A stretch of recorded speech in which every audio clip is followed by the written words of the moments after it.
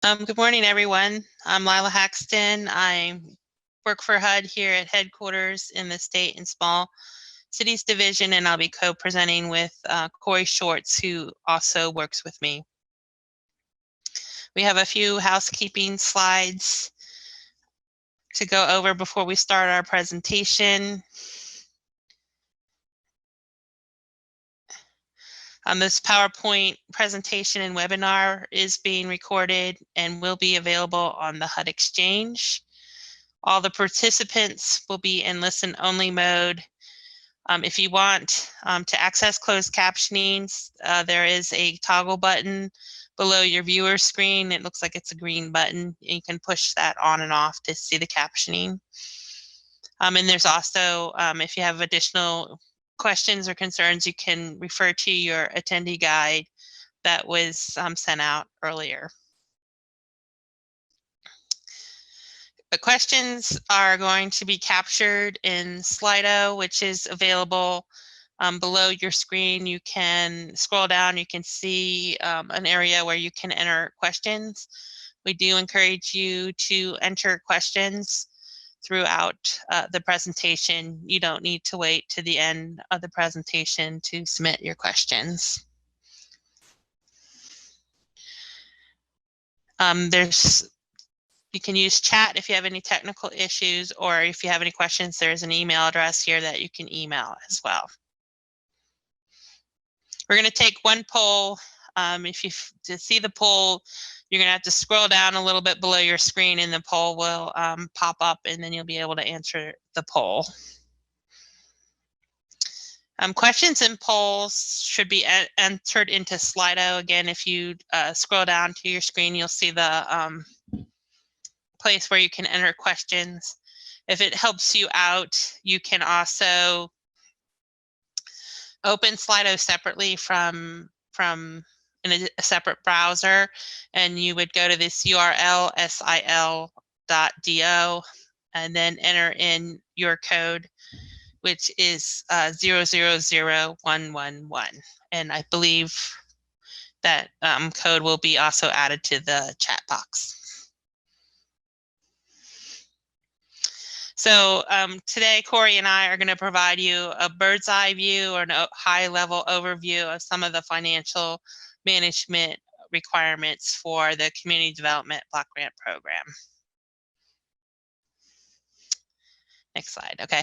Under the program, general administrative costs are capped at 20% of your award.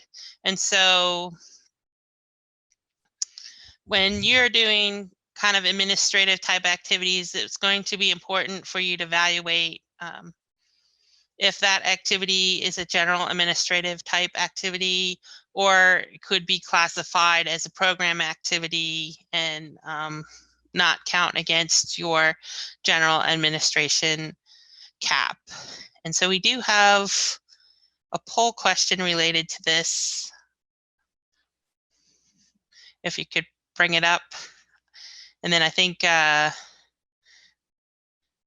tell me what the results are.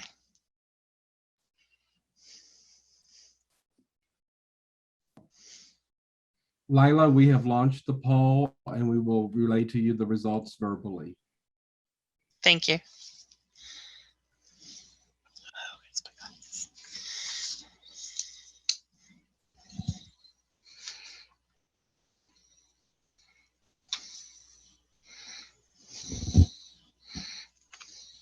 I am seeing some results, but Lila, I'm just giving it a few more minutes for a few more votes to come in. So far, 14 of our attendees have provided an answer. And yeah, so the question, it looks like, is, are all personnel costs considered to be general, administrative, and planning costs to be charged against the 20% cap? And so far, 78% of the audience has said false to that question. Which would be the correct response. I know it's a little bit tricky. That's kind of why we added this question into the presentation. So salary costs are an administrative cost, and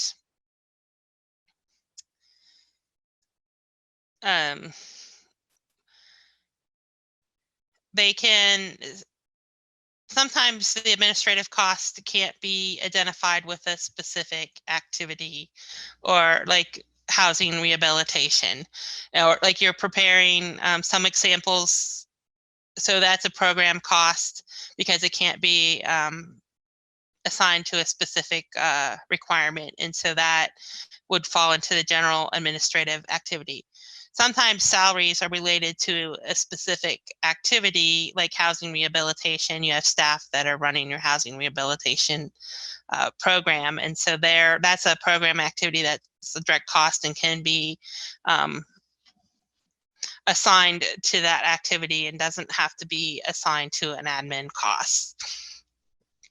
So I know it gets a little confusing, but there is a notice. We do have a notice either on the HUD Exchange or HUD.gov. It's CPD Notice 13-07, and it kind of explains the differences between the two administrative activities and how you should be classifying them. Like I mentioned before, the admin costs are capped at 20%. So for example, of program administration costs that just really can't be parsed out to a specific activity are generally those type of activities that cover your entire award. So if you're preparing the consolidated plan or your action plans, it's not related to one activity, it's related to the multiple activities that you're reporting on. So that would be an example of a program activity.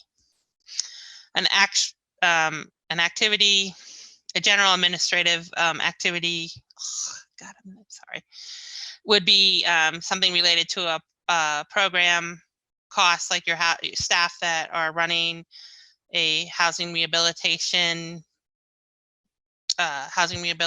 program, or maybe a homeowner's development program. That is a direct cost that can be assigned to that activity.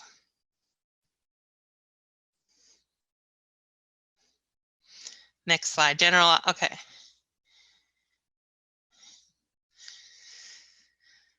So general planning and administrative costs, or they're generally oversight or general coordination. You have two options for charging your salaries. You can either charge the entire amount if that employee is entirely devoted to community development block grant program. You can charge their entire salary. You'll still need, even though it's the entire salary, you'll still need to turn in timesheets indicating that. Or you can prorate the share. Typically, you might have an employee that works on a number of programs. They might devote 25% of their time to the community block grant program, 50% of their time to general fund type activities, and maybe the other 25% to home. So you would prorate the salary, like 25%. If it's 25% for community block grant, you would report only 25% of the hours for your program. This should be documented on timesheets as well. We'll discuss direct and indirect costs a little bit later, but we do get questions about whether overhead expenses are eligible under the program, and they are eligible under the program, and it's considered indirect costs. So overhead activities might be expenses to cover utilities and rent and that kind of thing. So it's not 100% community development block grant, because there are probably a number of people in the same building that you are or something. But what you need to do is prepare what we call a cost allocation plan to identify how you'll determine all these indirect costs, how you'll determine what your fair share is of all the indirect costs that your local government would incur to manage a community development program. And so we'll go into a little bit more detail about that later, but basically prepare a plan and indicate what your indirect costs are, and then that plan will be reviewed by a federal agency, usually the federal agency where you have the greatest amount of federal funds, and then all federal agencies tap into that agreement. And even if you have a cost allocation plan, you still need to maintain your timesheets and reconcile that your hours at the end of the year, and report the actual hours that you worked that year. If you're getting close to the end of the year, we always recommend that you evaluate your time to make sure that you have the right percentages that you need to manage your budget. And I hate to, and this, again, another reminder that documentation is important. One of our most common violations that we see is that the timesheets aren't available, so I can't stress that enough. We're moving on. There's some, most of the administrative activities, you know, there's just general activities that, you know, paperwork and that kind of thing that are, everyone understands are administrative activities. But there are some what I call program administrative costs as well that are unique to the Community Development Block Grant Program. And these would include things about our public information requirements, our fair housing requirements. We do require that entitlements communities prepare a consolidated plan and establish priorities on which to base funding. So those requirements are also administrative. Any activities that you take to prepare and review applications to submit to HUD for approval, those are administrative activities. We also allow program management of other HUD programs, the enterprise zones and the home programs. You can, my understanding is, it's not my program, but my understanding is there's a low admin availability in those programs, and you could supplement, you can choose to supplement admin of those programs with community development block grant programs. And then just any of the general planning work, policy work, or studies that you need to do to maintain your community block grant program. There are lots of requirements. All your policies and procedures need to be written down. And so all those types of activities would be covered, would be eligible under the planning and administrative costs.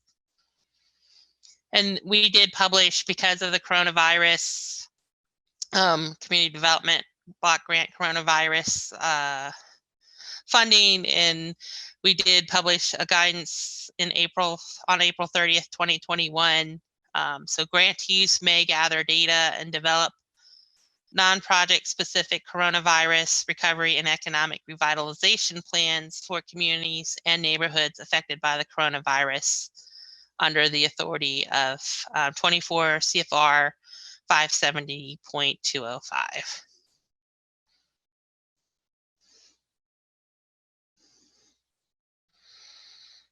Next slide.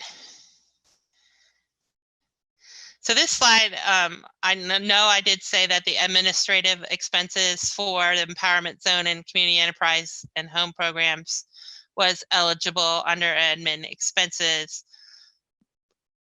But to add a little twist, the same applies when I talked about earlier about direct activity costs. You know, so if you're running a direct activity, if you have staff that are doing a direct activity,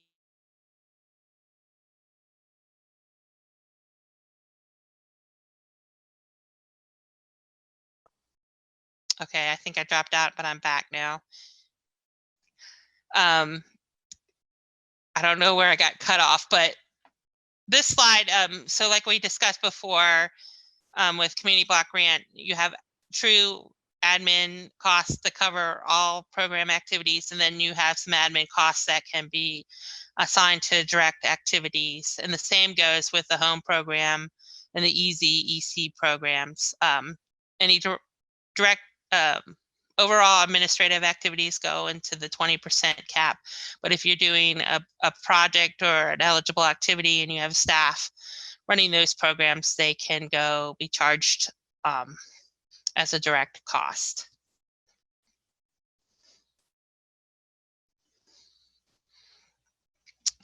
Next slide. So we're constantly going to test whether, because there's a cap, we want to make sure that you don't go over the 20% that is allowed. So this is going to be verified at different parts, at different times through the grant cycle.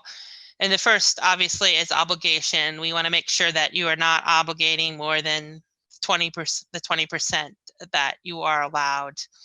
The 20% cap is established as part of the annual appropriations. It's not in statute. We do have a regulatory reference here that you can look as well. And this, my understanding, this presentation for entitlement, but there is a cap is different for states, and that will be covered in the presentation after lunch. Next slide. And so this just is a high-level sampling of example of how we calculate the admin obligation cap. So in this particular case, you have a $1 million grant award. You have to include your program income in this. So you're basing your 20% on $1,050,000. So 20% of that is $210,000. That would be the maximum amount that you can obligate. And the second is example is determining compliance with the admin cap. And so you've had actual expenses of $150,000. You have some unliquidated assets of $35,000, and then you have some unliquidated assets from your previous program year. So you have to make those adjustments to the $150,000, and then it looks like your total for admin would be $165,000. And you compare that with the calculation we did on the previous slide, the 210, you're below the maximum allowed, which is 210. So in this particular case, you would be on target. And then the next slide, we also, starting from 2015 on, we do an expenditure test on your planning and administrative cap as well. So not only do we do on obligations, we try to reconcile the value at the end of the grant cycle. And so we make sure that your planning and administrative expenses are no more than 20% of each grant. And in this case, we exclude program income. And we do have a report, PR 26, an activity summary report that you can use to help track those expenses.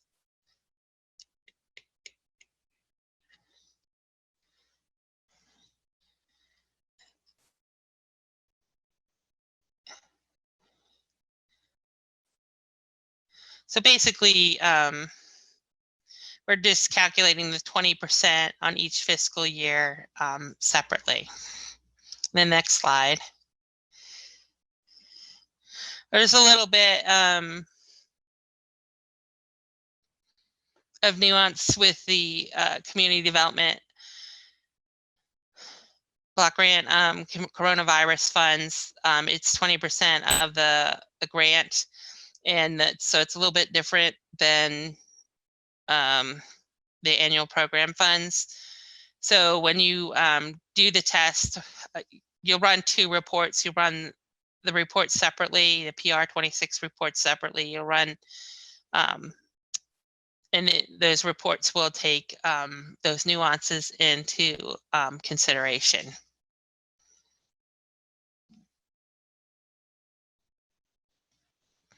Next slide.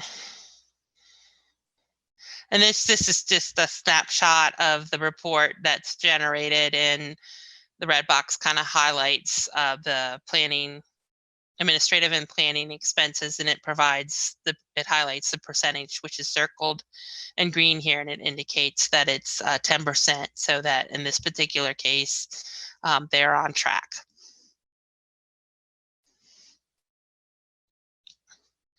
Then we have a next slide. It's a summary slide between the obligation and expenditure test. So it kind of highlights when we apply the test. So for the obligation, it's something that we do every year. For the origin year, we're only going to do it from fiscal year 2015 into the future. The test for the obligation test includes funds obligated for planning and admin for each program year, and then the expenditure test obviously tests expenditures of planning and admin over the life of the grant year. Program income is included in the obligation test, and it is not included in the expenditure test.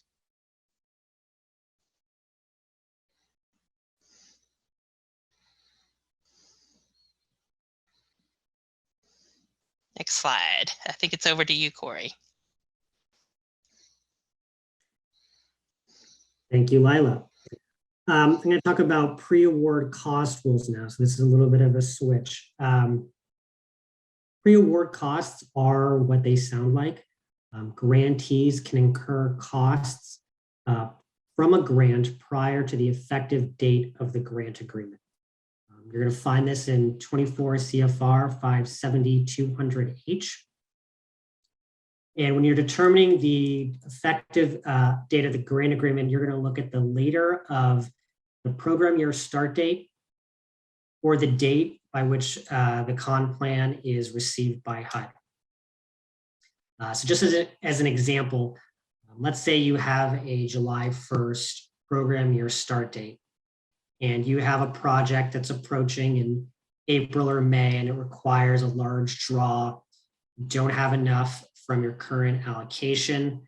All the other development pieces are in place, and you want to draw funds before your program year.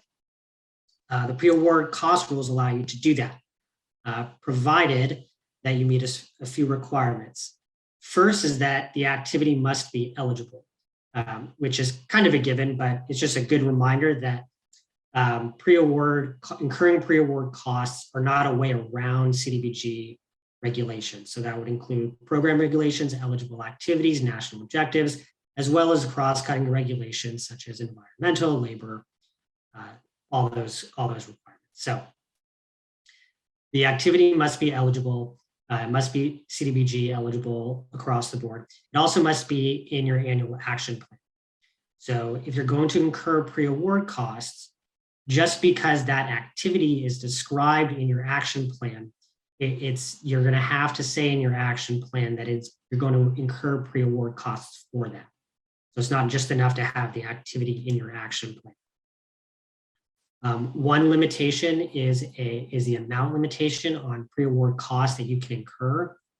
And the total pre-award cost for a single grant is $300,000 or 25% of the grant amount, whichever is greater. So those are cost caps. Another limitation is that payment for the costs that were incurred prior to the grant must be made within 2 years of the grant agreement effective date. You'll find that in 570-200H. There are some minor exceptions, but for the most part, you're going to have to pay for those costs within the first 2 years after the grant agreement has become effective. Now, there's a little bit of a change in terms of applicability with CV. So with CDBG-CV funds, there are 2 points. One is for states, this last bullet. States can incur pre-award costs or their subrecipients. As we'll talk about in more detail later with the state program, normally the state is not incurring costs for activities itself because the state's not carrying out activities. It's non-entitlement units of general local government are doing that. But for CV, for a portion of their CV funds, states can carry out activities directly. which means just like entitlement grantees can do, they can incur costs prior to their grant agreement for that. So states can do that under CDBG-CV. Another point related to CDBG-CV, and this applies to all grantee, is when there's an assumption that that the cost that was incurred prior to the grant, prior to the effective date of the CDBG-CV grant, had a tieback, had a PPR tieback, that those costs were incurred to prevent, prepare for, or respond to coronavirus. And if you look in the CDBG-CV notice, there's a date in there, and it's January 21st, 2020. Any costs that were incurred prior to that date have to be pre-approved by HUD here at headquarters, the Office of Block Grant Assistance, to charge that as pre-award costs for the CDBG-CV grant. The reason why is it was January 21st was the date that the CDC identified the first case of coronavirus in the United States. So it's highly unlikely that any costs that were incurred prior to that time were used to prevent, prepare for, or respond to coronavirus. Possible, you can make the case, you can make a link, but you have to show HUD headquarters that there is that PPR tieback link in order to charge those pre-award costs, to the CDBG-CV grant. Shifting gears again to program income, and this is a big topic. Lots of grantees get program income, and there are relatively there's a lot of nuances with program income, which is why it can be confusing to grantees. So what is program income? Program income is money that comes back to the grantee or subrecipient that is generated by a CDBG assisted activity. I'm going to stop there because it's really critical before we start thinking about what do we do with this money is whether or not the money that is coming back is program income. Because even though that you see on the screen, the money that's coming back to the grantee generated by a CDBG assisted activity is program income, some funds are not. And there's a two-step analysis you have to go through when you have money coming back into the program. The first one is this money program income or is it not program income? Determining what it is will get you to the next step of the analysis, which is how is it treated? What can we do with it? What do we have to do with it? So even though your inclination when you have money coming back in is to just figure out what you can do with this program income, is first determine whether it is program income. And honestly, it's to the advantage of the grantees to be able to classify funds not as program income, because as you'll see, program income has certain stipulations on it that non-program income, and what we're going to call miscellaneous revenues, do not. So first, we're going to talk about the definition of what is program income, and you're going to find the definition at 24 CFR 57500. And it's a pretty extensive definition. There are lots of examples of what is program income and what is not program income. So just generally speaking, what are you going to generate program income from? Housing rehab programs, home buyer assistance programs, economic development activities. Those are probably the three most common activities that are going to generate program income, funds coming back in. So we're going to go through some examples. You can see the first two on there: proceeds from a sale, release of real property that were acquired or improved with CDBG funds. That's going to be program income. Gross income from the use or the rental of real or personal property that was acquired, constructed, and improved with CDBG funds. I mentioned home buyer type programs, payment of principal and interest on loans made with CDBG funds. Proceeds from the sale or loan or obligations secured by loans made with CDBG funds. CDBG funds here are also going to include Section 108 funds. So anytime you have principal and interest payments coming back from loans generated by CDBG funds, that's going to be program income. interest earned on program income pending its disposition. So if you have program income, you're going to keep it in an interest-bearing account. That interest earned on the program income is itself program income. There's a little bit of a nuance. We're going to talk about revolving loan funds, which are like a subset of program income, where the interest earned is not necessarily program income, but for just program income that's in your account, that interest that's generated is going to be program income itself. Funds collected through special assessments on properties not owned or occupied by LMI persons. So in the public facilities portion of basically CDBG, you learned a bit about special assessments. So I'll do a quick kind of recap. Special assessments are used to recover the capital costs of a public improvement through a fee levied or a lien filed against a parcel of real estate. Those fees that you're collecting back are program income.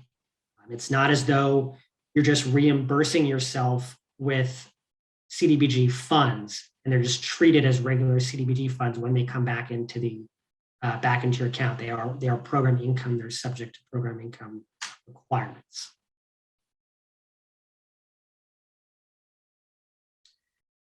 What is not program income? So we talked about determining whether funds that are coming back in are or are not program income.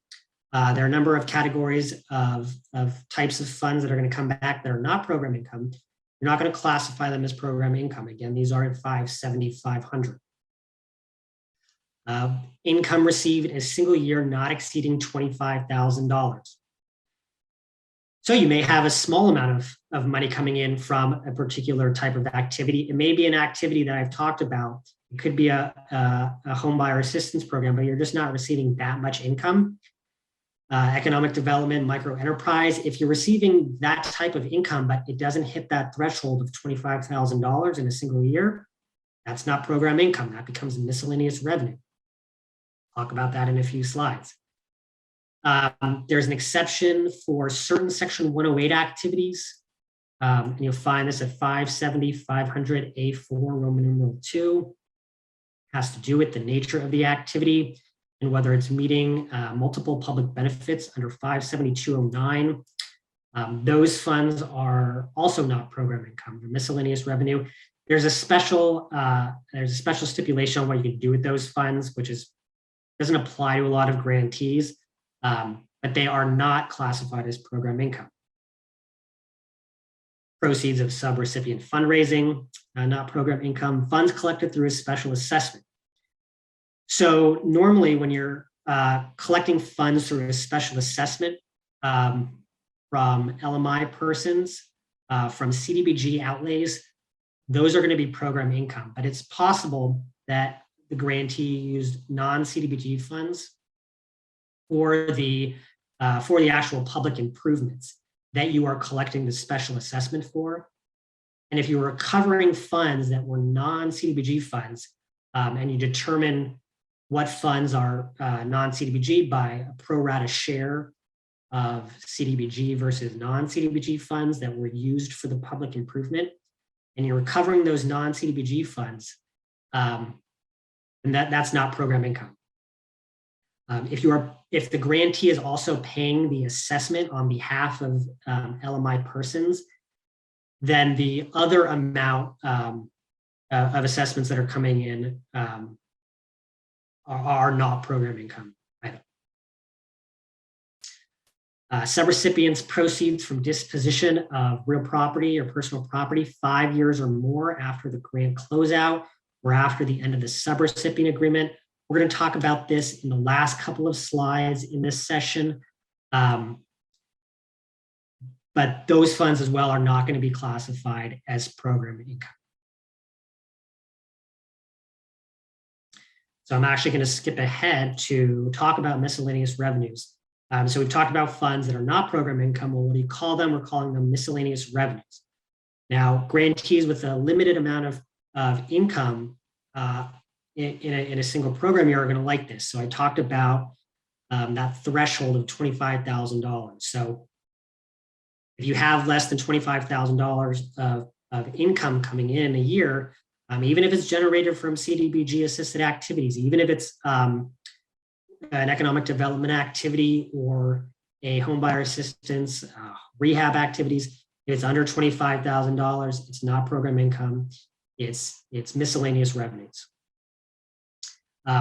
The obvious advantage of classifying something as miscellaneous revenue is not subject to program income requirements.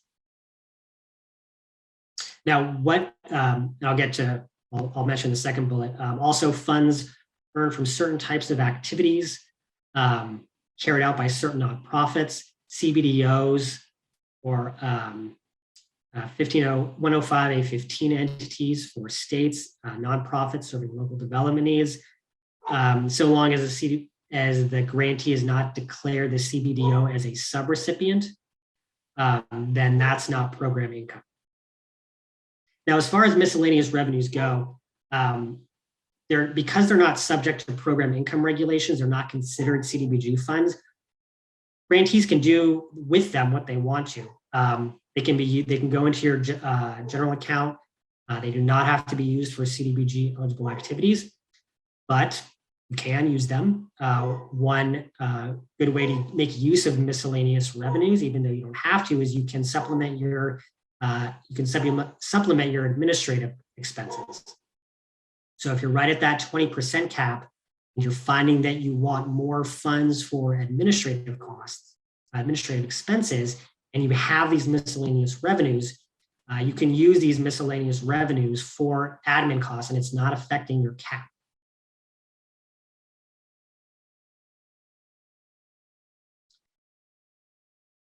So we've talked about what is program income, what is not program income. Once you've determined that funds are program income, you've gone through that step one of the analysis, and now you're at step two, and it's what do we do with it?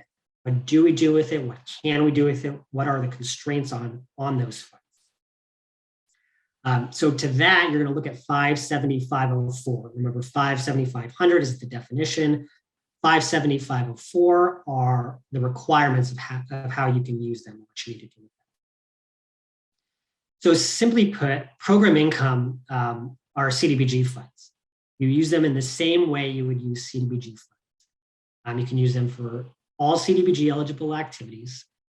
They're subject to CDBG regulations, not just eligible activities and national objectives, but all of the cross-cutting requirements, procurement, labor standards, environmental requirements as well.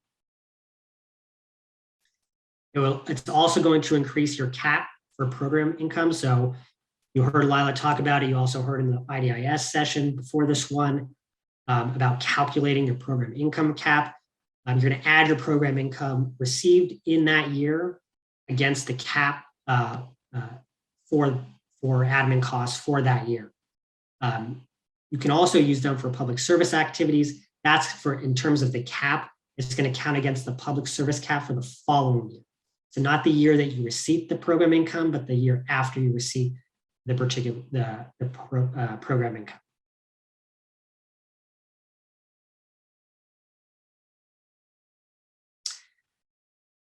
Dispersing program income.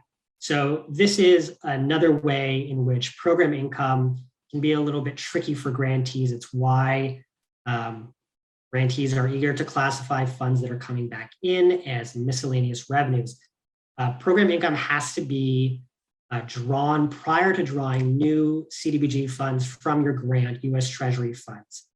You can't hold on to program income for specific projects or specific type of projects. You can't bank that money, putting it in a special pot, use it for certain things. That's a revolving loan fund. We're going to talk about that in the next slide. But for regular program income, you're having to draw that before grant funds. And why this can get tricky is in IDIS, if you have allocated funds in IDIS, grant funds in IDIS, EN funds in IDIS to a particular activity, but you haven't drawn those funds yet, and then you have program income coming in, which may or may not be at regular or predictable intervals, you're going to have to go into IDIS and reclassify for your next draws to have them be program income rather than your EN funds, rather than your treasury funds. So it can make for some juggling in IDIS. If you have a lot of program income coming in, if you have a lot of activities that are generating program income, you have to be sure you're able to spend those funds before you get to your grant funds. So I'm skipping ahead because I want to talk about revolving funds that I alluded to. Revolving funds are a type of program income, but they are in fact a separate fund or account that you're using for specific activities. You're generating repayment from an activity and you're using the program income for that very same activity.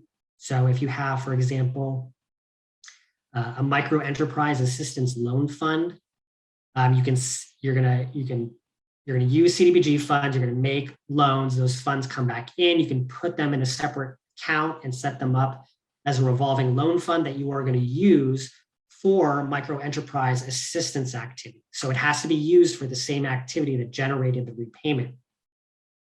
Now, the benefit of using a revolving loan fund relative to program income is that you don't have to draw those funds prior to grant funds.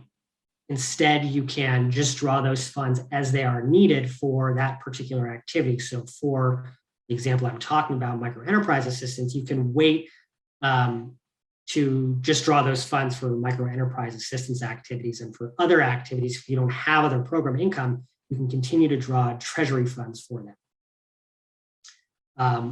Revolving loan funds like program income, they have to be in an interest-bearing account.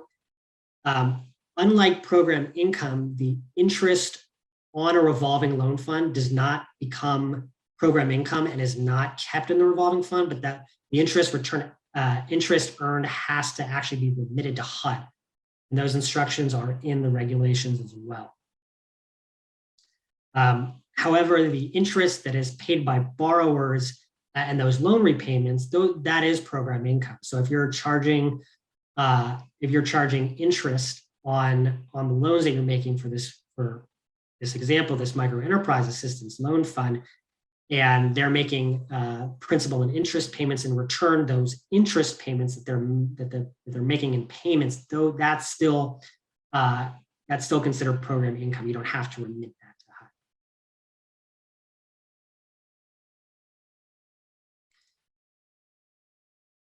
So we've talked about what program income is, what it isn't, what you can do with program income, what the limitations are on program income.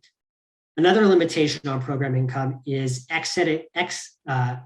remitting excess program income to HUD. You don't necessarily keep all of your program income at the end of each program year. Some portion may have to be returned to HUD. And the idea, of course, is that grantees are not accumulating excessive amounts of program income in their fund, in their accounts, and then they're never able to get to their annual grant allocation. So at the end of each year, a grantee has to determine whether it has excess program income. You can see the site there. It's in 57504 again at B2 Roman numeral 3. These funds, if you're going to go over the cap, we're going to do a calculation in a minute. Those are going to be remitted to HUD CFO. And it doesn't, so it's not going to be available in your line of credit.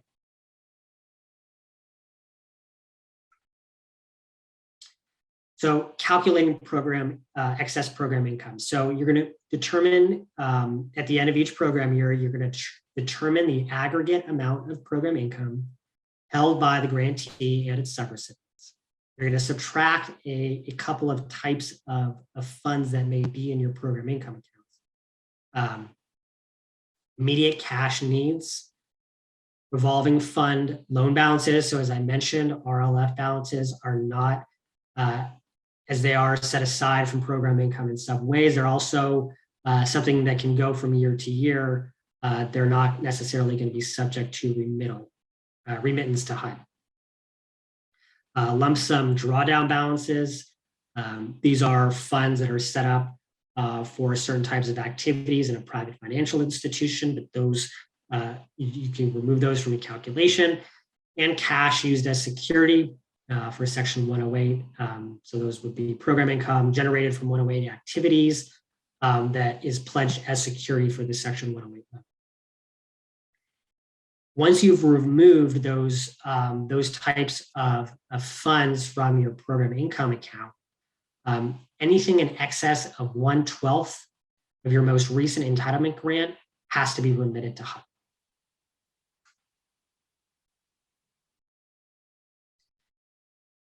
So this is the calculation. You're going to have, so in this sample, you have $250,000 of program income. You have $20,000 of immediate cash needs. Those are obligations that are coming due at the beginning of the program year. You have an RLF balance of $180,000. And in this scenario, no lump sum drawdowns, no cash for 108 security. Once you've subtracted that $200,000 out of your total program income, you're left with $50,000. And then you're going to look at your most recent grant amount. Here we have $1,920,000. 1/12 of that. So again, that's about a monthly amount that you would disperse is $160,000. Since $50,000, the balance once you've in your program income account, less those other types of funds, is less than $160,000. You don't have to remit any of that to HUD. You can keep all of the $250,000 in your line of credit. Now, in a different example, let's say you had a lot more program income. Let's say you had $450,000, so $200,000 more. Once you've subtracted out that immediate cash needs and the RLF balance, you're left with $250,000. That, of course, is going to exceed 1/12 of your most recent grant. $250,000, the excess above $160,000 is going to be $90,000. You would have to remit $90,000 to HUD. You would get to keep the remaining $160,000, but you would lose some of that program income for future use.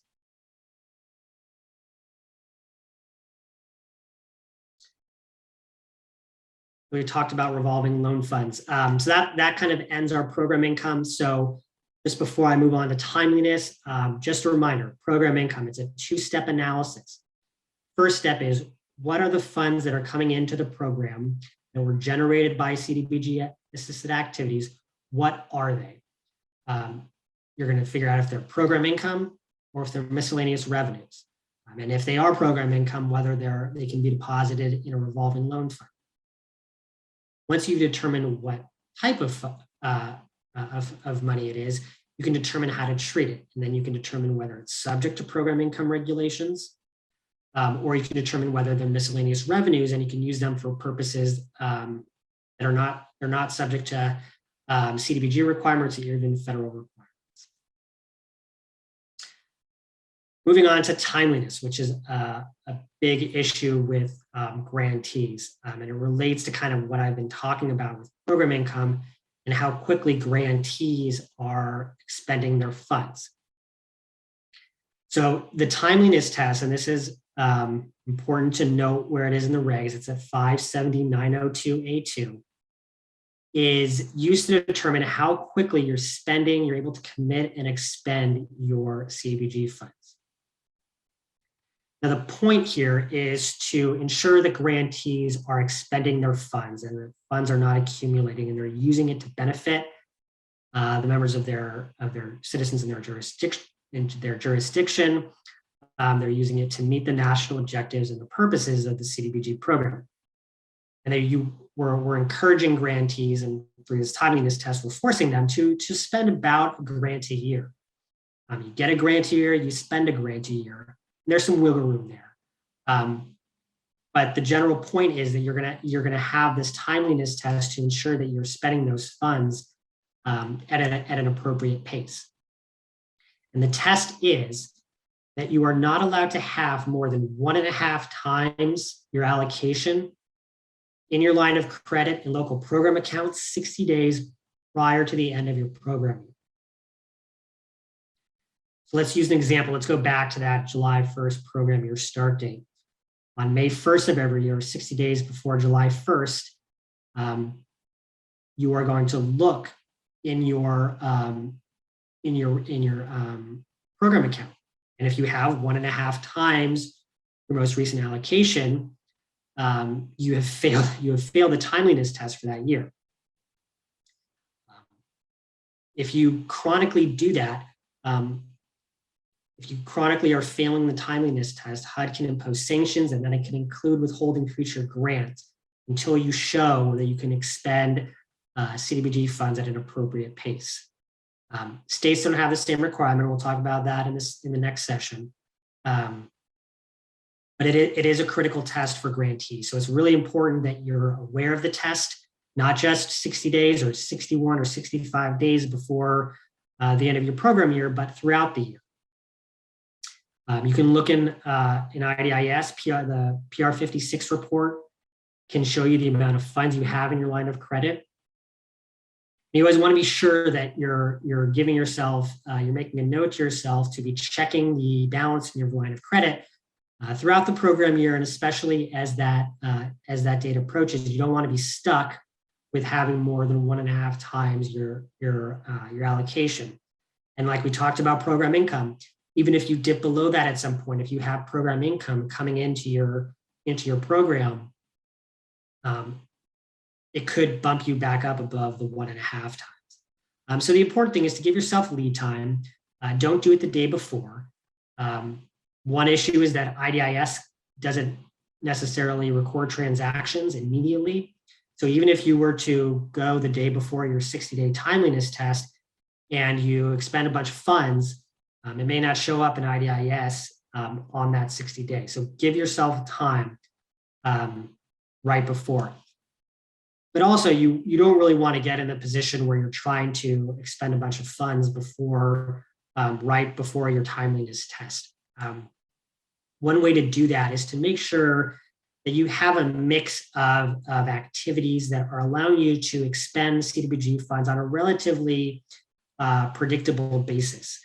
So you don't necessarily want to do all big projects that have larger but less predictable and more spaced out draw schedules. Now, of course, how grantees use their CDBG funds is according to their needs and in their jurisdiction and according to their consolidated plan. But as you plan to how you are going to use your funds in a particular year, it's important to understand how those draws are going to be spaced out, so you don't get to the end of the program year, you don't have any maybe smaller activities you can expend funds for. You're waiting for a larger activity that has less reliable draw schedules, and then you end up failing your timeliness test. Now, this is something where CDBG-CV comes in and adjusts timeliness. The timeliness test remains for the annual grant, but CV has its own timeliness test. And you probably have heard this earlier in the week, but you have to expend 80% of your CDBG-CV grant by the end of year 3, and 100% of your grant by the end of year 6. Any funds not expended by that date are going to be taken back by HUD. So it's critical we talk about anticipating how much your activities are going to be needed to carry out the activities, but how quickly they're being carried out. We're now in January 2022. Grantees have had their grants executed more than a year. Many of them have more than a year. So you're going to have deadline. That 3-year deadline is might come on you a little bit quicker than you might have anticipated. And it's a requirement that's you're maybe not aware of because it's not part of the annual grant.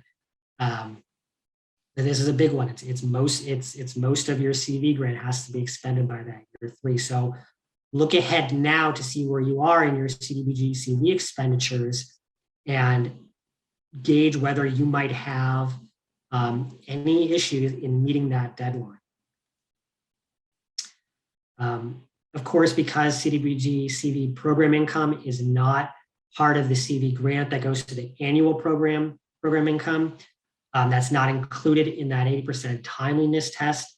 But CV program income would be included in your timeliness test for your annual grant because you are receiving program generated from CDBG-CV activities in your annual grant line of credit. That is going to be part of your annual grant timeliness test. And with that, I'm going to hand it back to Lila, who's going to talk about Part 200 and uniform administrative requirements for CDBG grants.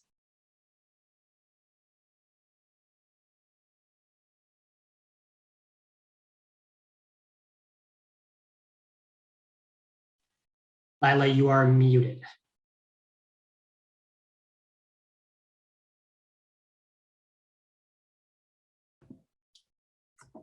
I don't think she's muted. I think she might be having an audio out issue. We can't hear you, Lila.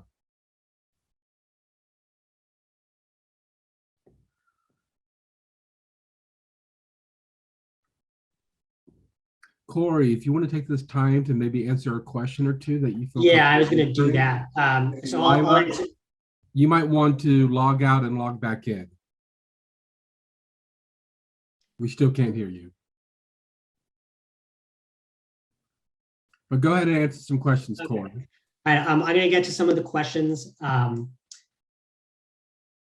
We are, first one, we are allowed 20% admin for our entitlement dollars and 20% CV dollars. That is correct. So the admin cap for CV is the same as for entitlement. Does this mean that if people who work 100% in CDBG would have to fill out a timesheet with separating their admin hours between entitlement and CV hours?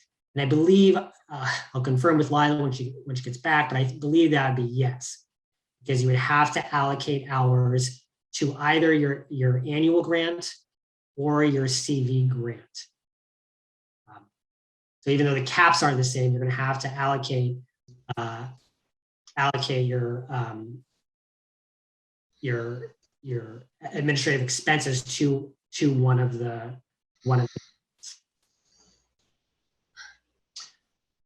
Lala, you back with us? Yeah, can you hear me now? Yeah, we got you. Oh, good. Because I didn't know what was wrong. So I'm going to talk to you today about the uniform administrative requirements, cost principles, and audit requirements for federal awards, which also includes cooperative agreements. So this is these requirements are codified in 2 CFR Part 200. You'll hear it called the super circular. If you've been around a while, OMB had requirements for grant federal awards, but it did it by, it had a memo for depending on what entity you were. So they had a memo for states, or a circular for states, a different circular and requirements for local government, different circular and requirements for tribes, hospitals, private nonprofits, and like institutes of higher learning. And it got confusing. Each entity had different requirements kind of for the same thing. And so back in 2015, OMB reviewed all those circulars and consolidated them and then published what is now the uniform requirements. So all the entities now follow the same rules for grants management for federal awards. So federal agencies must follow these requirements unless it's specifically required by, there's a difference or something that is specifically required by federal statute, regulation, or executive order. And so sometimes they apply and sometimes they won't. And you'll see differences even between the programs. So entitlement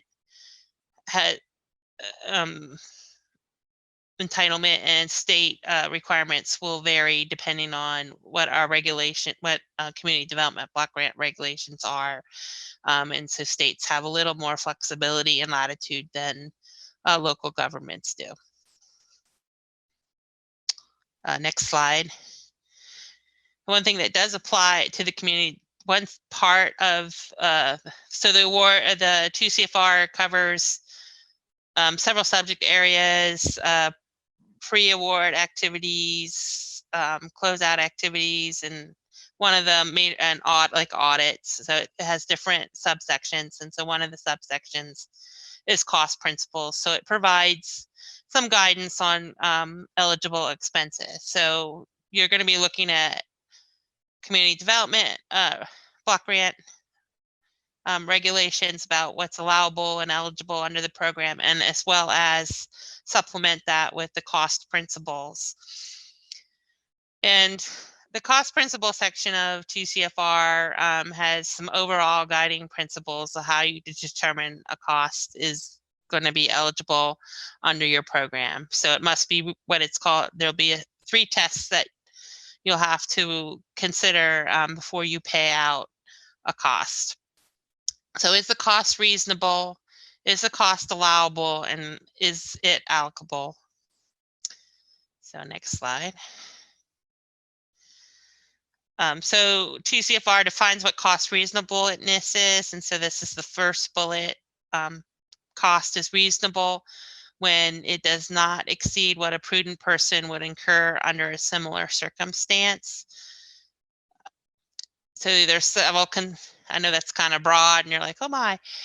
So you have to take in consideration to what is reasonable. You will look at the cost. Was it necessary or ordinary for the activity at hand? Were prices comparable for similar goods or services?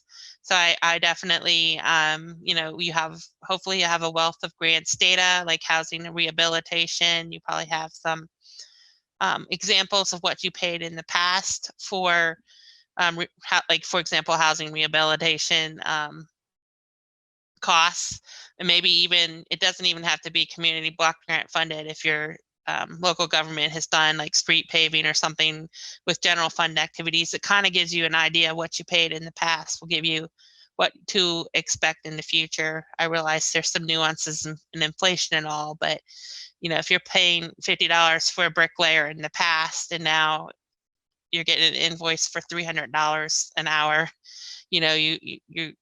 it raises the red flag, and it says, you need to look at that a little more closely to see if that cost is reasonable. Did the individuals act with prudence, and were there any deviations for set policy? So you'll need to be familiar with state and local policies, if there's any, on how to determine if costs are reasonable.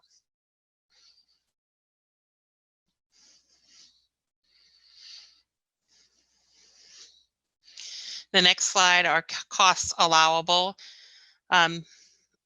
This is kind of a two-part analysis when you determine if costs are allowable. The 2 CFR 200 provides a list. When you go in there and you look on the cost principle section, it will have a whole long list of activities about whether they're allowable or not. So they do identify some activities that are just flat out not allowable, like entertainment, alcohol, bad debts. Someone asked about coffee, and is coffee eligible? And no, food is not an eligible expense according to the cost principles. There will be some costs that may be allowed under certain circumstances.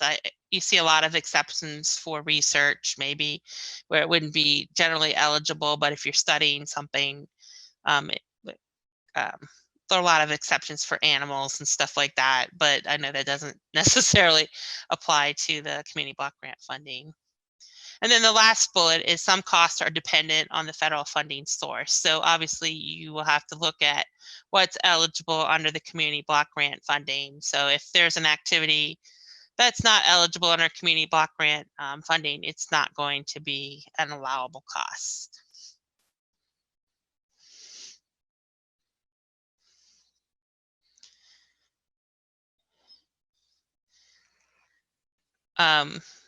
So for allowable costs, it must be reasonable, it must conform to limitations, you must follow generally accepted accounting principles.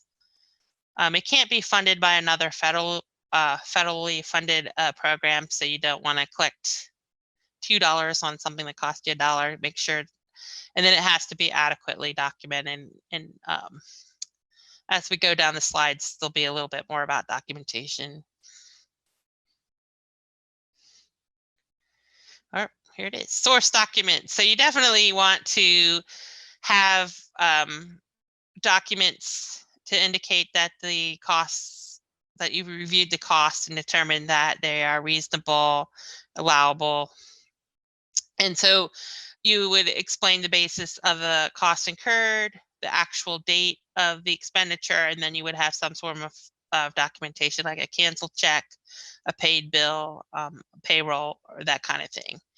You want to make sure that you do not pay out without supporting documentation.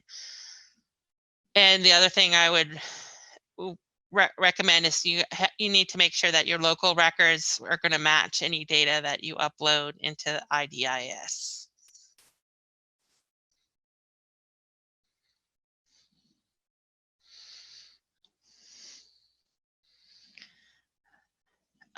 There's cost allocability. You have to determine where you're going to charge the cost. You have to know how you're, you have to have a set process on how you're going to allocate the cost, and it gets a little complicated with, I don't know, complicated. There's some exceptions for community block grant funds. So like you'll be managing different fiscal years. And so if you do an activity, you want to make sure that that cost is drawn down to the appropriate fiscal year that award was made. So there's some tracking there. There is an exception for admin costs. I think you can, I don't remember the citation, I should have written it down, but admin costs, you can, general admin costs don't have to be established with the assigned to the fiscal year. So if I don't know if this is a good example, but like 2019, you can use 2019 funds to help close out your 2018 awards. So you will have to, like, if you are going to claim or indirect cost, you're going to need to develop a cost allocation plan and get that approved by a federal agency. If you're going to use indirect costs, you'll need the agreement referenced in the grant agreement. So the indirect cost agreements that are identified in 2 CFR, they are good for 3 years and you renew them. They are usually the largest.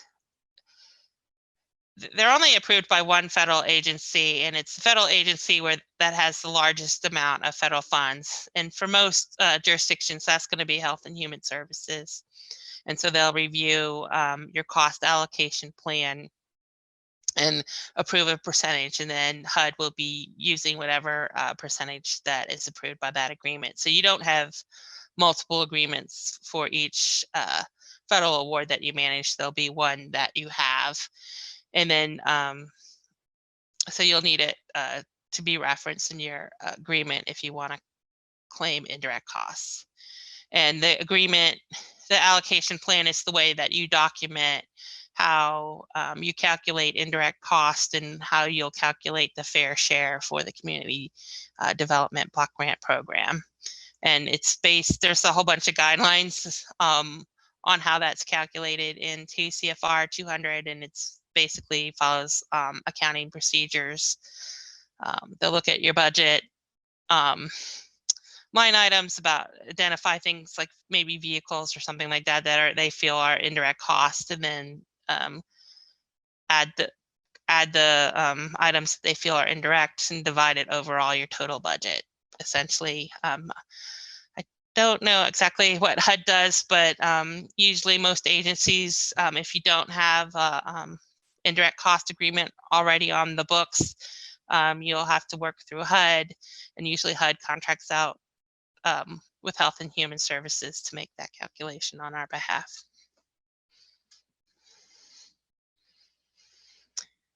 2 CFR 200 requires that you have what they call effective management systems. So there are some standards in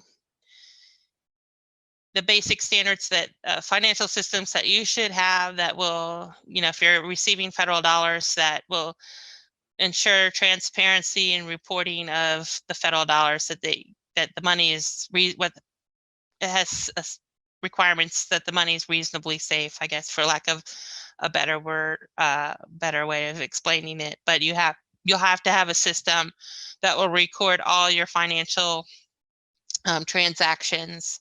You have to have a way to relate your expenditures to specific activities, and you have to ensure compliance with all local laws and regulations. The other thing is hopefully your local systems will again match up any expenditures that you report in IDIS.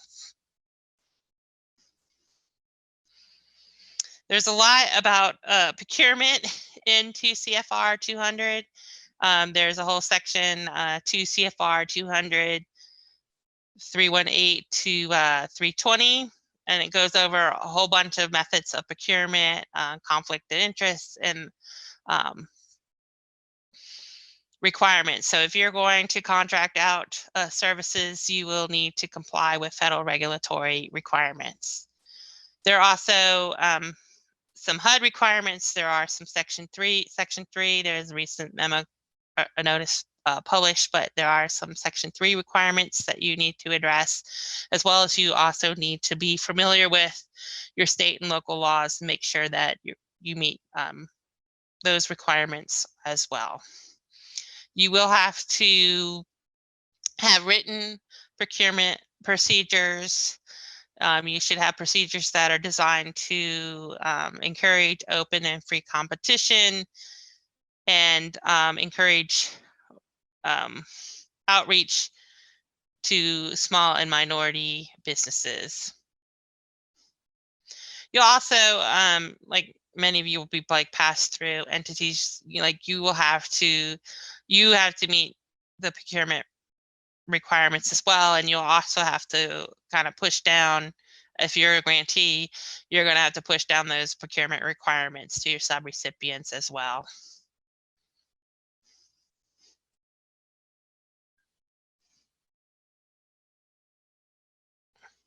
So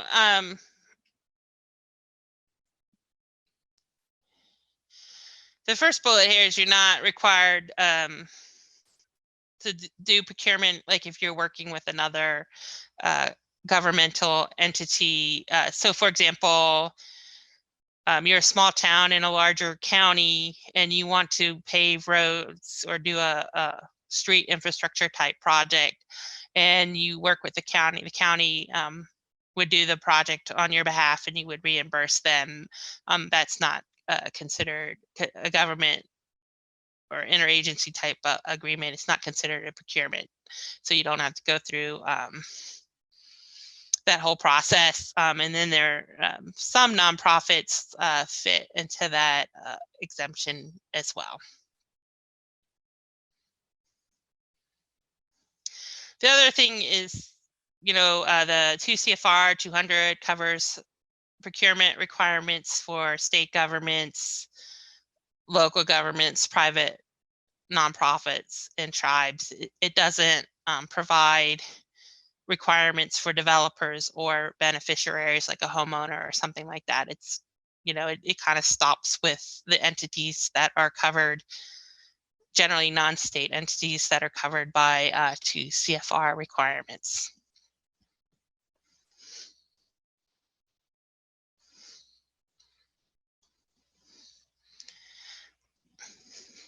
So the next slide, methods of procurement. So non-state entities going to have to use one of these 5 methods of procurement. Procurement by micro-purchase, procurement by small purchase procedures, procurement by sealed bids, procurement by proposals, and then there's a non-competitive proposal requirement as well.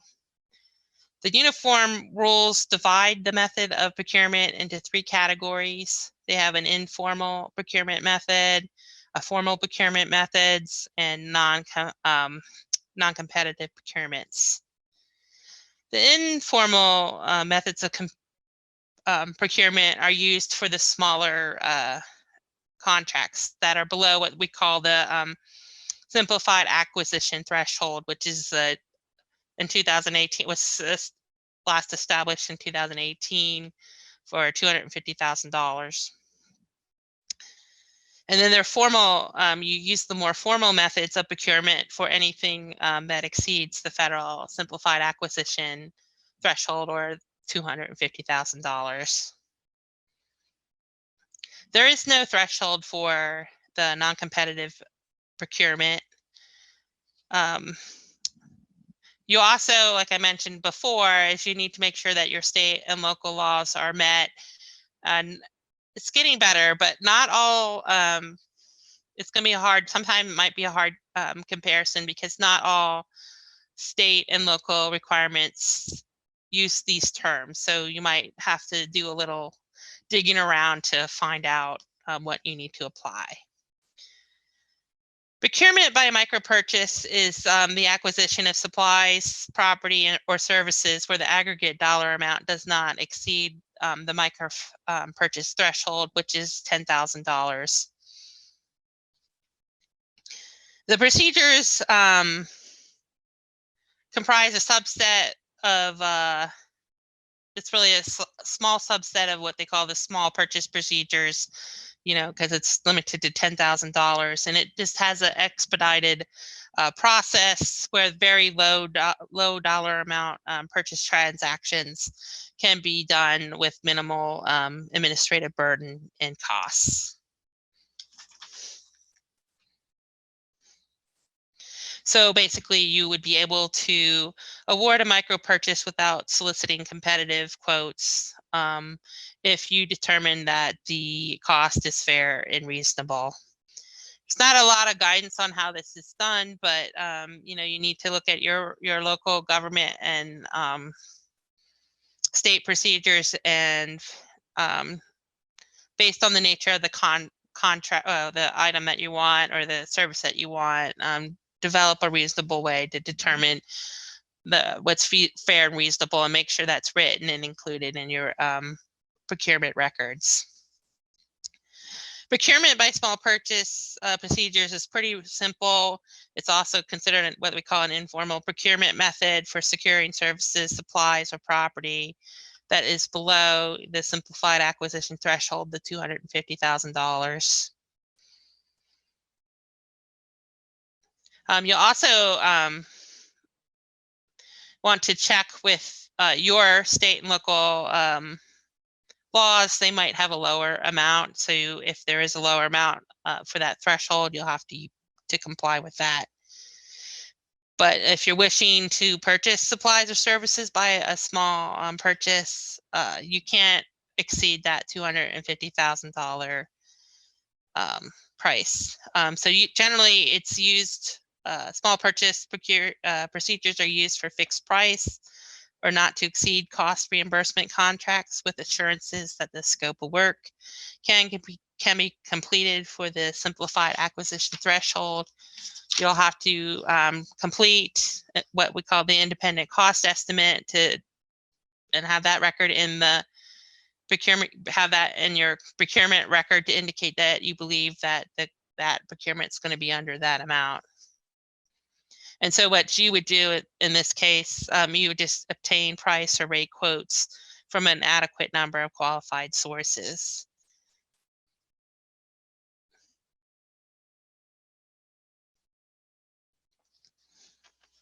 And then review the price, and then you would be able to award the contract to a responsible contractor that you believe could successfully complete the terms and condition of your solicitation and contract.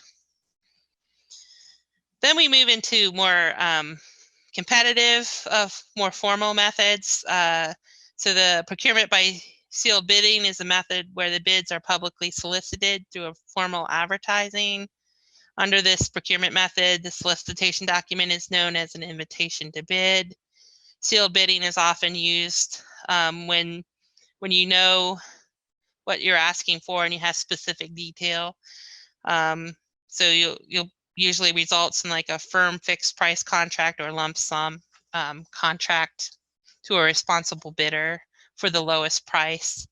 And if that bidder conforms with the terms and conditions of your solicitation.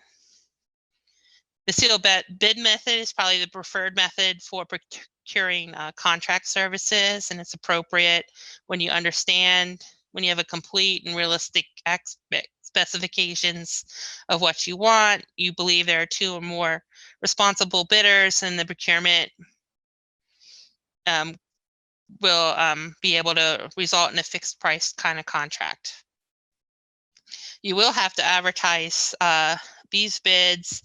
You'll have to ensure that you make efforts to attract an adequate number of sources for the bid, and you need to prepare some price specific, precise, your scope of work has to be pretty clear about what they want.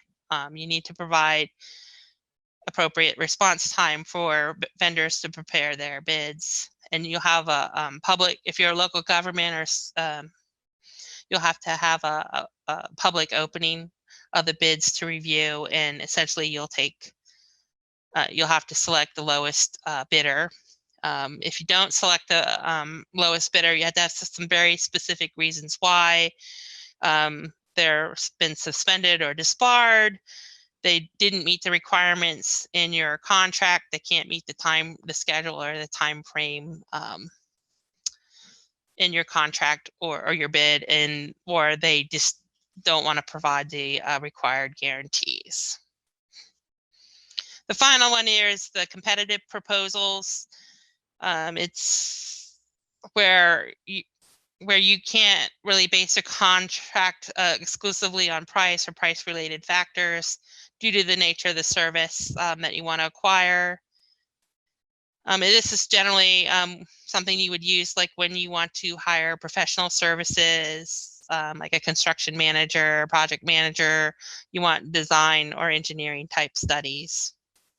And so it's where the subject matter experts are more important generally than the price, and you want to be able to evaluate the technical capacity of the vendor. These will also have to be publicly advertised.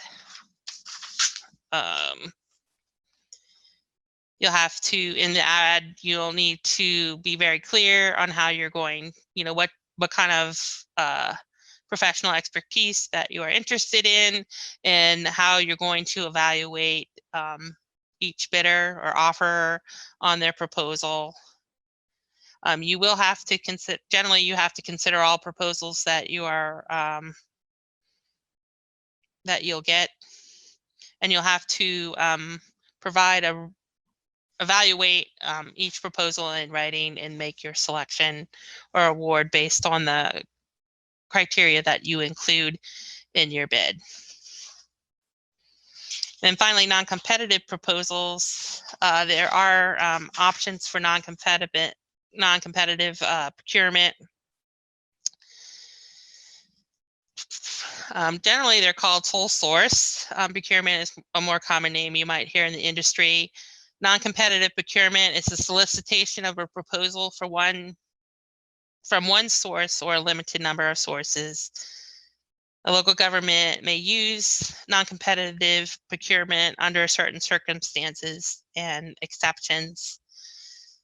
There is a single source. A non-state entity may be able to use a single source exception to full and open competition if the item required is only available from one source. You would have to document your determination of why that would only be available for, based on your judgment, why that's only one person is available.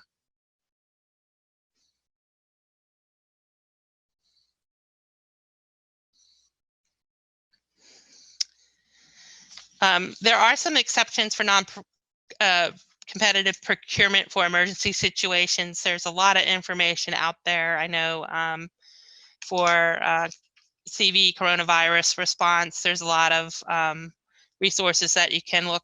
I'm not going to go into too much detail about that. The other non-procurement or non-competitive option you have is if the grantee or HUD approves it.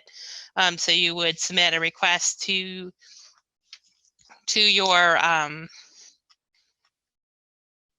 either the pass-through entity or HUD to approve. These are approved, and they don't have to have a particular reason, but I don't. It's rarely done. So I don't have a lot of good examples. I apologize. And one of the last ones is just that there's inadequate competition. You've run a competitive bid. You only got one person. You know, can you award to them? And you could do that. You'll need to document why you do that. They do recommend. I mean, there are some requirements you have to look at your procurement and see if you should rebid it.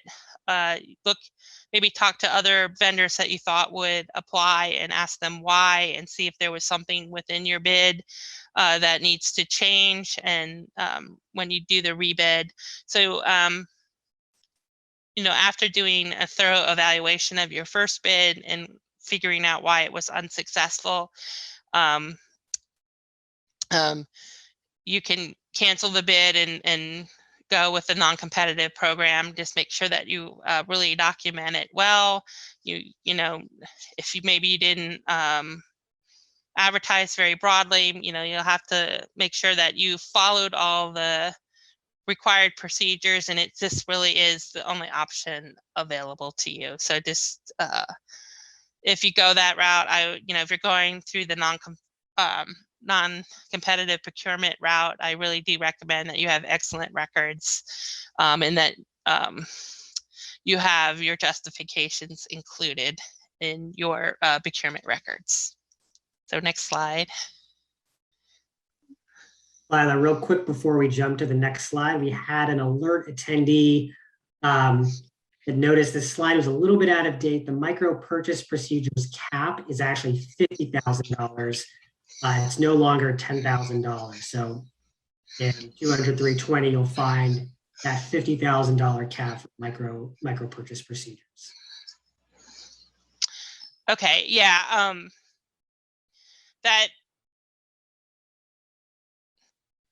yes. So the way that it is able to go up. So the way that when you look at the regulations, there are you know, that like they use the term, like I've been using, simplified acquisition threshold. OMB will publish something, a number that, you know, they have the ability to increase that amount. So from time to time, the amounts will change. So I'm sorry, we're not up to date.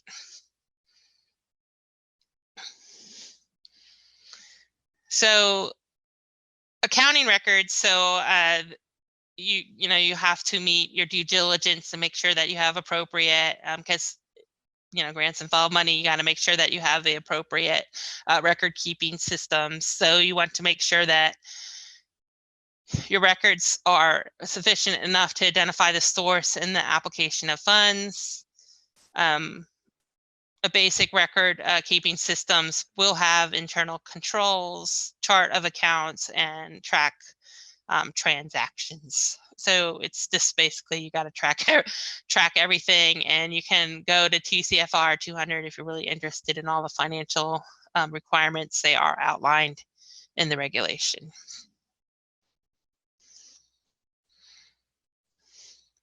Finally, there's the audit. Next slide. The audit requirement. So there's a single audit requirement. There's a special audit. If your local government and you get spend in your fiscal year, if you spend over $750,000 in federal awards, you have to get with a single act audit. And so the $750,000 is not just community development grant funds. It can be any federal dollar that you get. It can be from EPA, USDA, FEMA, or whatever. So the threshold is decided by all federal dollars, not just the community development block grant funding. If you're under that, you don't need to do the single act audit in that year. And so the requirements are found in TCFR Part 200.501. And basically, there's requirements of what an audit should be. And basically, if you have federal funds, your CPA or whoever's performing the audit will look at each federal dollar, each program, and take a closer look at how you're spending and tracking the community development block grant program using guidance that's provided by OMB about each program's a little different, but they have to do different types of tests, for lack of a better word. And so they have to report out, CPA will use that guidance and report out on your programs. And there may or may not be findings related to the audit. But if there are findings, I think, so I'm sorry, I skipped a slide. The next one talks about it has to be conducted by a CPA. And then when the audit is completed, the CPA will upload your audit to the Federal Clearinghouse. This is a public database. Anyone can go to the clearinghouse and see the results of your audit. So it will say, Howard County, and then it will list all the programs the federal programs that were reviewed, and you could click on community block grant funds and see if community development block grant, and you click on that, and it will say what if there were any findings. There are going to be minor and major findings, and you must, if there's a major finding, as a recipient, you're going to have to resolve that audit finding, and that will be something that as a grantee, HUD will monitor the state, and the state, or HUD will monitor the grantee, I'm sorry, and then the grantee has to monitor their subrecipients. So you'll want to make sure that all the audit findings are resolved. You'll have to, if there is a major finding, you'll issue something called a management decision. There may be, depending on what it is, they'll have to have a corrective action plan that the two parties agree to. So the grantee and the subrecipient would agree to a corrective action plan, and then you have to officially close out that action plan once the issue has been resolved. And I'm going to hand a presentation back over to Corey. Thank you, Lila. Okay, we are down to our last two slides for this session.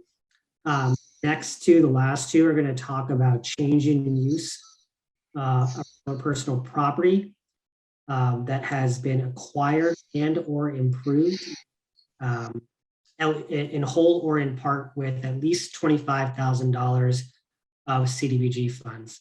And this one's going to apply to subrecipients. The next slide, we're going to talk about real property under the grantee's control. But for subrecipients, again, property under a subrecipient's control, acquired or improved with at least $25,000 of CDBG funds, must continue to meet a national objective for 5 years after the expiration of the subrecipient agreement. I should say at least 5 years. The grantee can, in the subrecipient agreement, choose to have require the subrecipient to have the property meet a national objective for at least for more than 5 years after the expiration of the agreement. So again, that property has to say, has to continue to meet a national objective even after the expiration of the subrecipient agreement for a certain period of time. If you want to change that, then you're going to have to change the use so that it no longer meets a national objective within that time frame. Then you as a grantee, you're going to have to return the funding at current market value of that property. Or I'm sorry, the subrecipient must return the current market value of that property. And the grantee is going to treat those funds as program income. If it was, and this applies for both grantees or subrecipients, if it was acquired or improved in part with CDBG funds, it's a pro rata share. So if you've improved, used $25,000 of CDBG, $25,000 of other funding, and the current market value then goes to $80,000, and the subrecipient wants to change the use of a property and it no longer meets a national objective, they're going to return $40,000 because that would be half pro rata of the CDBG funds that were put into acquiring or improving the property.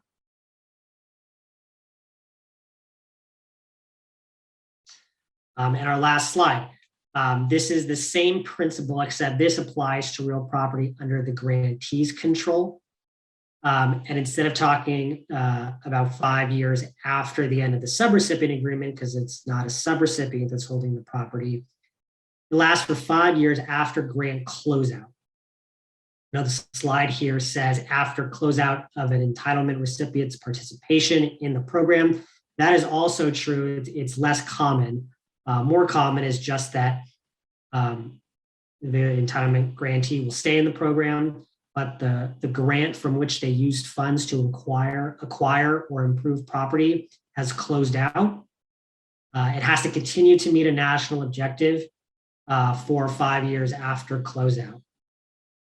If you want to change the use of the property, you as grantee have to go through two things. You have to give notice to the public and provide opportunity to comment.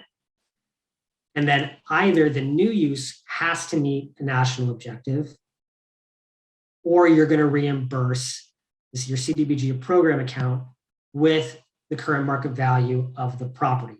And it's that same principle of pro rata. If the CDBG funds were used with other funds to acquire or improve the property, you just have to return the pro rata share that CDBG funds were used for of the current fair market value of the property. You're going to find those regs in the change of use regs of 570, 505. There's a different rule for the states. We'll touch on that in the state presentation next. But this would apply to entitlement grantees.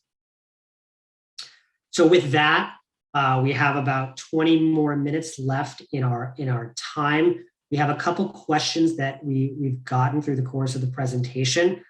So Lila and I will answer those, but just a reminder, if you'd like now to ask questions on any material that we've presented, you can still ask those questions as we're starting to answer some other questions that we've got. So the first one, we've got a couple of questions about program income. And we had two related to the $25,000 threshold. And how you know if you're going to hit that threshold. So remember, when we talked about program income, funds that are generated by the use of CDBG funds that are returned to the program are not program income unless they exceed or at least to $25,000. If they're below that, they're miscellaneous revenue. So the obvious question is, you're getting money from CDBG assisted activities back throughout the course of the program year. You don't know if you're going to hit that threshold or not. There's no perfect answer for this, and that's just that you should be knowing, or you have to work to kind of understand how much program income you're going to be getting over the course of the program year to know if you're going to hit the program threshold.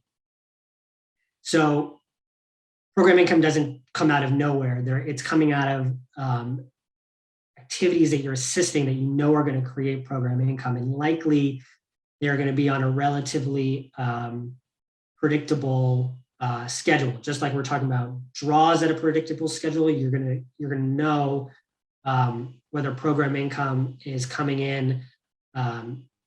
It's coming in at a relatively predictable schedule, whether you're going to hit that threshold for you. So if you know that you're going to exceed that $25,000 threshold by the end of your program year, such that all of the funds that come back are treated as are defined as program income and subject to the program income regulations, then you're going to know that you're going to need to spend those funds prior to grant funds. So you should anticipate having to spend those funds prior to grant funds. You don't want to wait to the end of your program year to realize that you've just exceeded your threshold of $25,000, and now you're just starting to spend those funds. You want to know well before you've hit that point. We had another question related to the $25,000 threshold, and that's that if you know you're going to have to remit program income, but you don't know if you're going to hit the threshold, and it's kind of the same answer. You're gonna know, or you should know, have an idea of how much program income you're going to get over the course of the program year. And if you're going to hit that threshold such that it's going to be subject to program income regulations, including the remittance requirements. We had another question related to program income. And it was, when is the program income threshold $35,000 a year? This applies to states. We're going to talk about this in the next session, but I will just touch on it. States have a threshold whereby units of general local government, not entitlement units of general local government, or UGLUGs, that are generating program income, UGLUGs or their subrecipients that are generating program income, if they get less than $35,000, they don't have to return that to the state, and it's not treated as program income. That's only for the state program, and it's only income that is held by UGLUGs and their subrecipients or their subgrantees, not funds that are then returned to the state. That then automatically becomes program income. So I think that hit upon at least the initial program income questions. I'm going to turn it back over to Lila. There were some questions we got on procurement and Part 200. Yeah, I was answering a few in the window, but there was some questions about using the small purchase procedures for work that's under $250,000.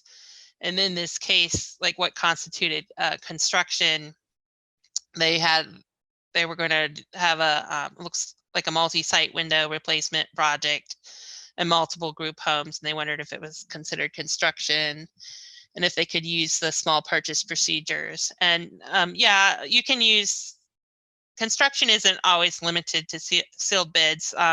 You can use small purchase procedures for different types of activities that you are procuring.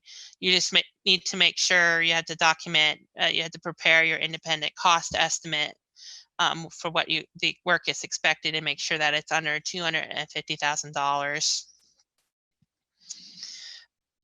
And also, even though that's a threshold, you also should check your state and local laws to make sure that they don't have a lower percentage. If they do, that will be the threshold that you'll have to use.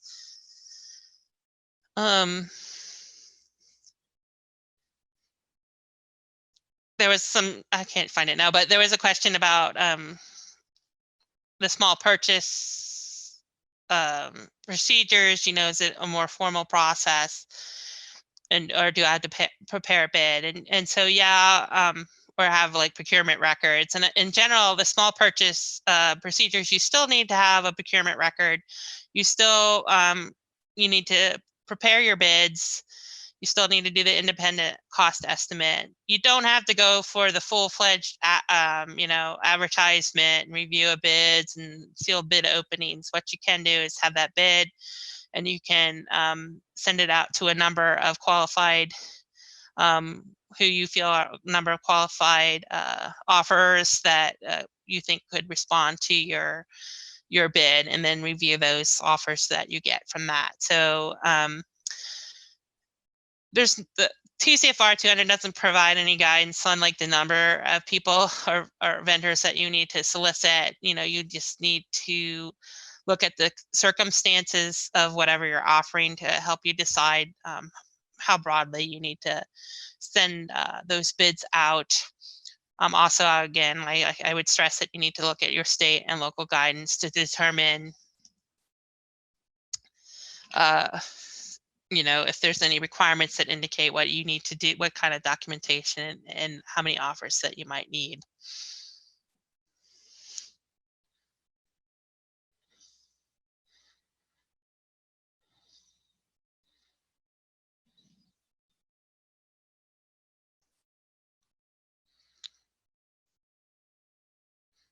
I'm sorry, I'm reading through them.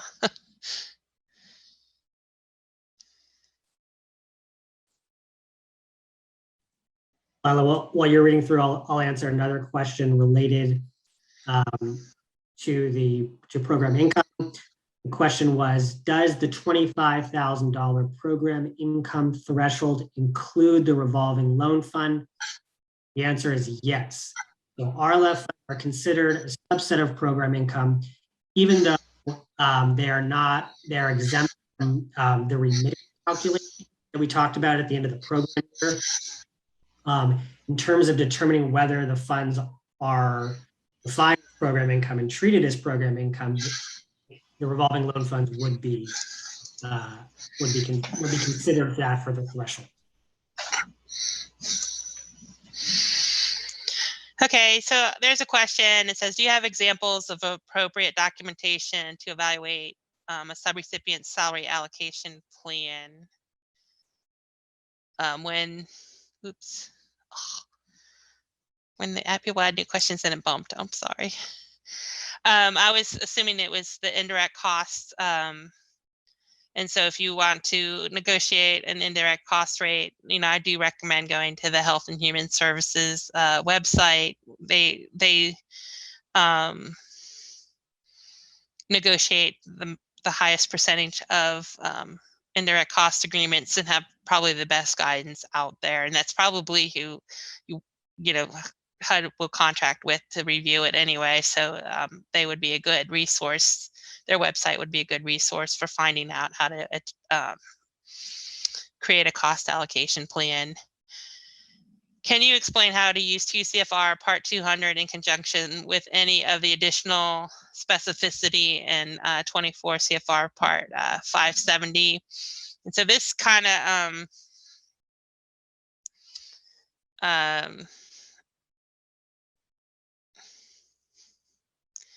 I guess maybe we had to do a chart or something, but so it depends. If you're an entitlement entity, you're going to have to follow more, because when you go to Corey, what's the subpart for entitlements? But they are required to provide address to CFR Part 200 requirements. The cost principles do apply. The audit requirements do apply. Some of the pre-award activities and post-award activities do and don't apply. So you'll have to generally, yeah, you just have to be familiar with notices and information that are posted on our HUD exchange or HUD.gov. Usually that guidance document kind of indicates when a 2 CFR requirement applies and when to the Part 570 trumps, or in some cases the program statute would trump a 2 CFR 200 requirement.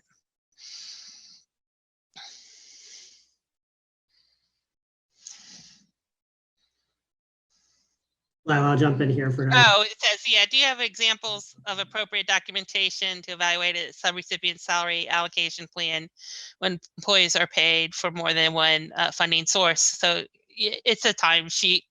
Essentially, each day they would submit a timesheet and indicate the number of hours that they worked on each of the programs. And then, of course, this would roll up to an, I don't know. It depends on whether you do a quarterly draw or a monthly draw, but you would need a timesheet to back up the draw that you make either that month or based on a quarter. It depends on how your states handle that.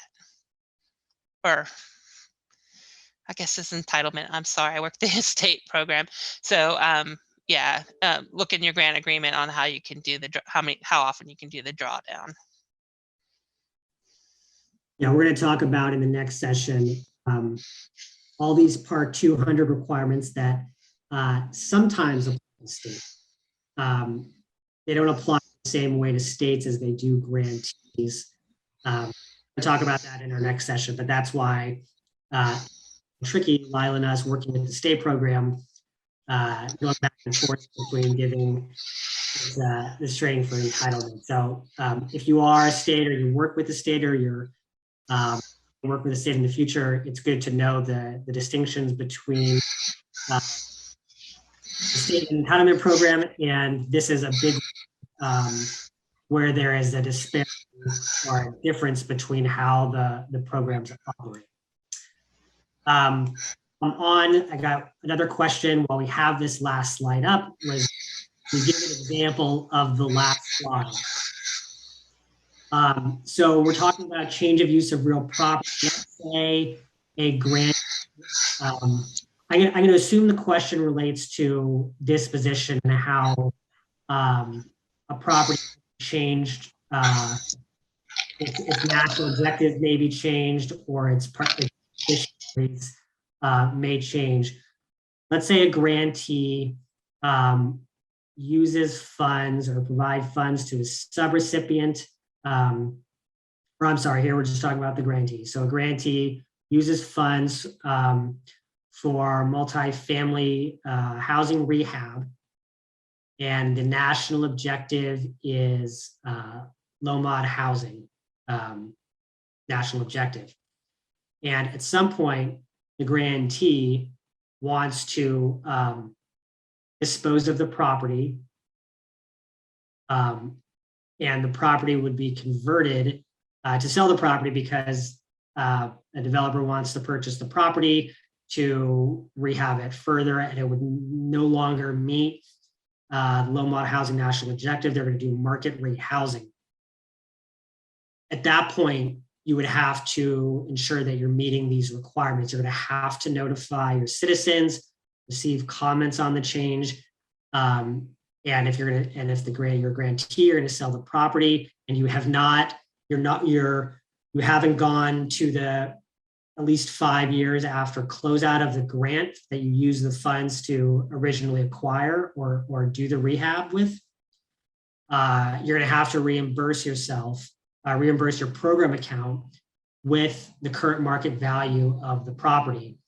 And if it was purchased or improved in whole with CDBG funds, and you're going to reimburse your program account with the entirety of the current market value of the property. If it was done in part with CDBG funds, again, you're going to reimburse your program account pro rata of the current market value.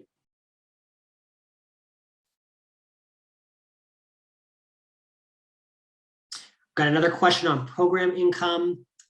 Is there a dollar threshold that needs to be met below which interest on program income does not need to be returned to HUD?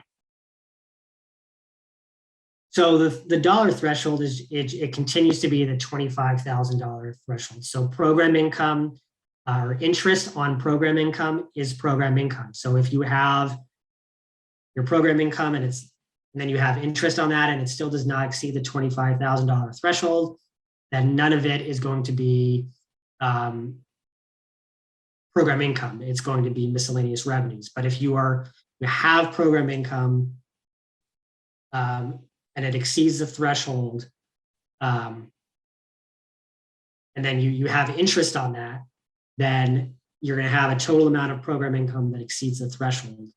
And that is all going to be considered, defined as program income, and it's going to be treated as program income. It's going to be subject to the program income regulations.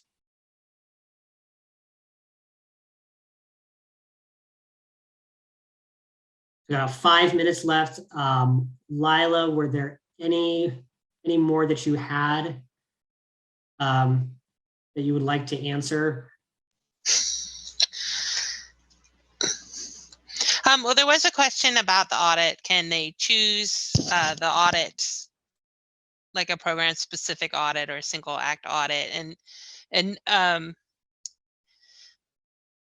generally, no. I mean, the audit, first for the question, the audit requirement kicks in, the $750,000 kicks in. It's for dollars spent, so it's not necessarily based on awards made to your agency. It's actual money that has been spent by your local government. Also, the audits are not program specific, right? They're looking at the entire financial control or your financial management of funds. So although they do pull a certain amount of receipts that are specific to the federal dollars you spend, but generally the audit is, you just can't pick out the expenses for a community block grant. You need to look at the whole financial system of your local government. So there's really no way that I'm aware of that you can break that out. And then there was something about indirect costs.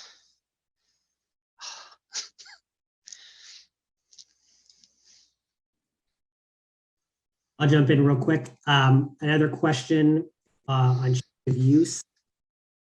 If we had a change of use for a facility previously improved with CDBG funds without doing a change of use, should we do it now based on the date the change of use occurred, which was approximately 2 years ago?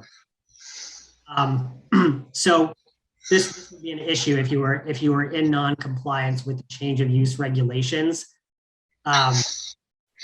It would be subject to a finding.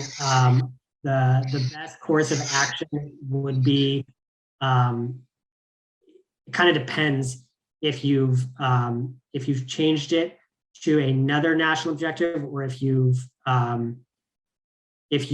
disposed of the property and you received funds for that, you received market value for that property. But it would behoove you to put that in your next citizen participation, that you did change the use of that property. But I would talk to your rep about that.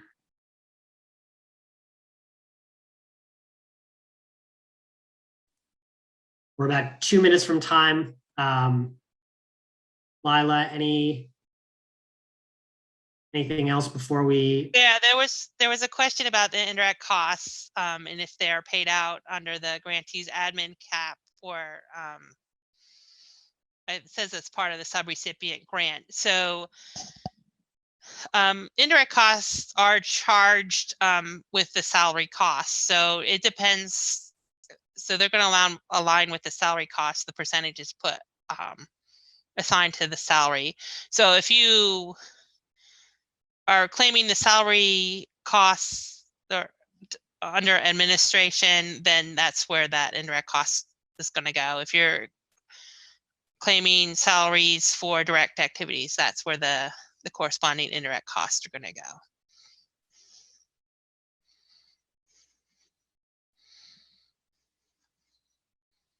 So it depends on what the activity is, I guess, is the answer. But it generally is however you're charging the salary, it's going to determine where the indirect costs follow. That is always the answer for this question. It depends. So if you do have an "it depends" answer to your question, please reach out to your reps and we can try to provide with the answers to those questions. With that, we are at 1:15, which is the end of the financial management session for the virtual CARES Act conference. We have a 30-minute break, and we're going to pick back up with the state CDBG-CV session.